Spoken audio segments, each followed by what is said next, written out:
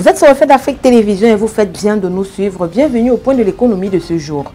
Au Tchad, c'est près de 95 milliards de francs CFA qui sera subventionné par le Fonds mondial durant la période 2025-2027 pour renforcer la lutte contre les maladies endémiques dans le pays.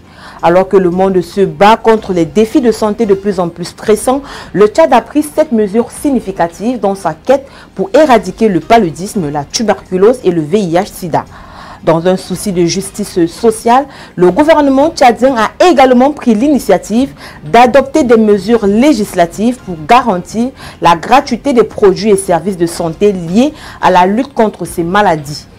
Lors d'un atelier inaugural organisé le 3 février dernier par le ministère de la Santé, via son unité de gestion des projets UGP, les acteurs de la santé se sont réunis pour discuter de la mise en œuvre d'une subvention cruciale du Fonds mondial. Au cours des dernières décennies, le Tchad a été confronté à des défis persistants en matière de santé publique. Le processus d'élaboration de cette note conceptuelle a vu le ministère de la Santé publique se voir attribuer la gestion principale de cette subvention vitale. La subvention GC7 se concentre non seulement sur la lutte contre les maladies, mais aussi sur le soutien au système de santé national pour assurer une couverture médicale universelle. Au Cameroun, les éléments de la brigade mobile des douanes d'Ambam dans la région du Sud ont intercepté le 31 janvier dernier 73 kg de cannabis au poste de contrôle de Yama. Le butin était contenu dans 2 grands sacs chargés sur une moto en provenance de Kiosi et à destination d'Ambam. Le corps du délit et le moyen de transport ont été placés sous scellé par le procureur de la République à la brigade mobile des douanes d'Ambam. Le prévenu a été mis à la disposition de la brigade de gendarmerie d'Ambam.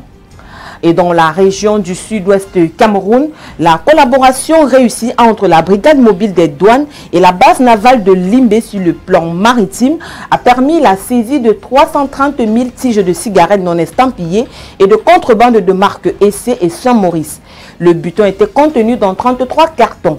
Ces interpellations montrent à suffire que les services des douanes mènent régulièrement leur mission pour la sécurité, la paix et le développement du Cameroun, en dépit des mauvais signaux que certains acteurs envoient sur les réseaux sociaux.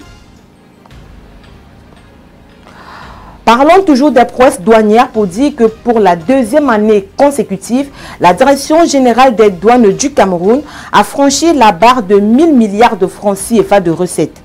En effet, la Direction générale des douanes a mobilisé des recettes budgétaires de 1055,9 milliards de francs CFA en 2024, soit un taux de réalisation de 96,5% par rapport à l'objectif révisé de 1094,9 milliards de francs CFA.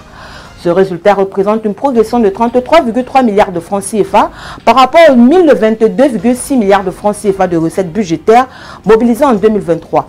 Selon la Direction générale de la douane, cette performance est le fruit d'une amélioration continue des procédures et d'un renforcement des contrôles malgré un contexte international complexe.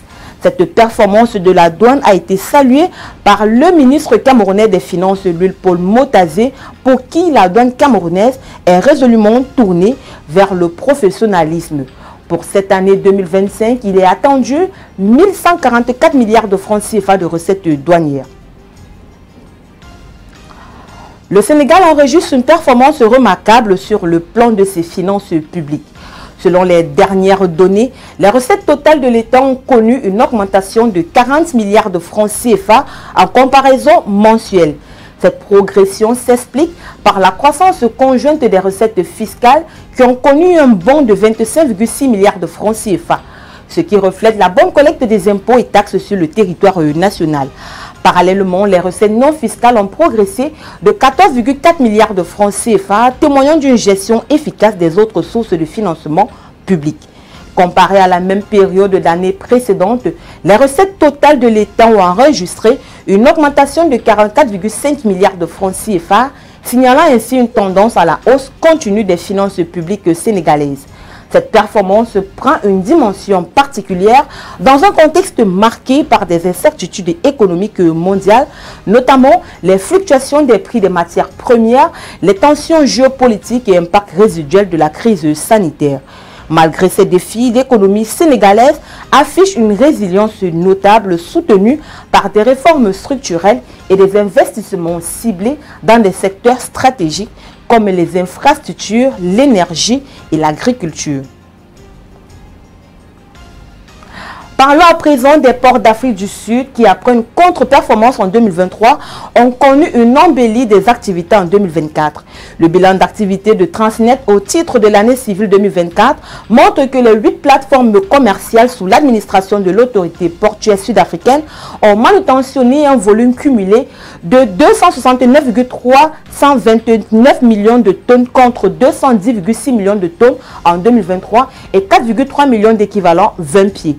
Ce chiffre témoigne de la capacité logistique sud-africaine à gérer d'importants flux de marchandises malgré un contexte mondial marqué par des perturbations des chaînes d'approvisionnement.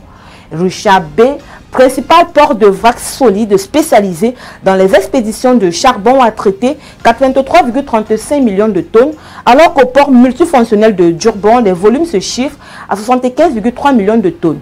Saldahan Bay, Cape Town, Port Elizabeth, Ngura, Moussel et Easton London ont manutentionné respectivement 63,9 millions, 15,3 millions, 2,7 millions, 15,9 millions, 0,7 millions et 1,9 millions de tonnes. Cette performance s'explique par des investissements soutenus dans la modernisation des infrastructures portuaires.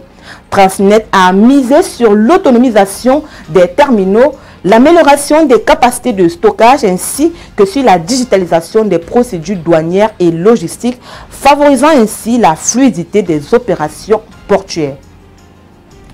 Mesdames, Messieurs, c'est ici que nous refermons cette édition du Point de l'économie. Merci de l'avoir suivi. Les programmes se poursuivent sur Reflet d'Afrique Télévision.